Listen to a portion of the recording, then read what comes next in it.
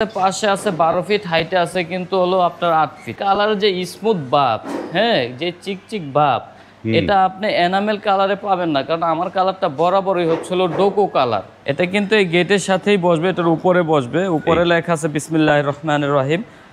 হাতের ডান পাশে আছে আল্লাহ এবং বাম পাশে ছিল মোহাম্মদ সাল্লাল্লাহু আলাইহি ওয়াসাল্লামের নাম। দুই পাশে যে দুইটা পাল্লা আছে, এই দুইটা পাল্লা কিন্তু মাঝখানের পাল্লা একটা নিয়ে কিন্তু একদিকে আবার ফোল্ডিং হয়ে যাচ্ছে। এটা সাইডে কিন্তু পকেট পাল্লা দেওয়া আছে, অটো লক লাগানো আছে। এটা পকেট পাল্লাটা হচ্ছিল সাইডে।